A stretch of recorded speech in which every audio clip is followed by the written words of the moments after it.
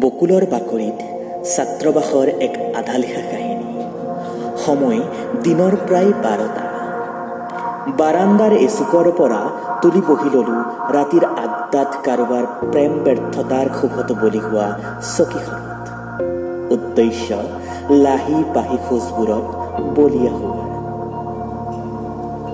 হাতত গীটাৰ, মুখত প্ৰতিপল লৈ ফুৰা ধোঁৱাৰ সৈতে আগমন কাৰ্বি পাহাৰৰ ডেকা তথা সেই সময়ৰ মোৰ ৱালমেট তেৰাং।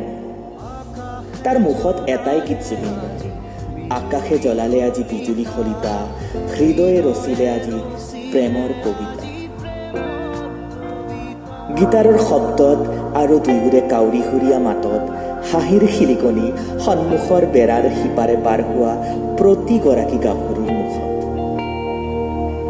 হঠাৎ এটি ৰঙা ছাতি, গেৰুৱাত জেতুকা বুলীয়া ৰহন, মাজত আকৌ চাইনাৰ সেই গ্ৰেট ৱালৰ দৰে আমাৰ জহি খহি যাব ধৰা বেৰাখন।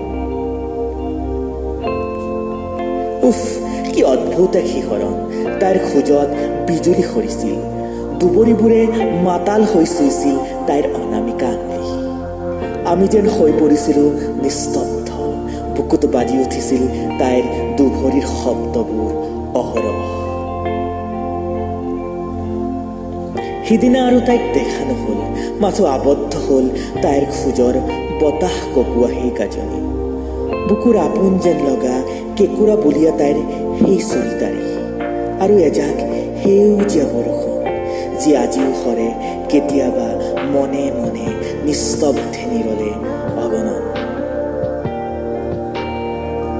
লিখা আৰু আবৃত্তি অবিনাশ সন্দিকৈ।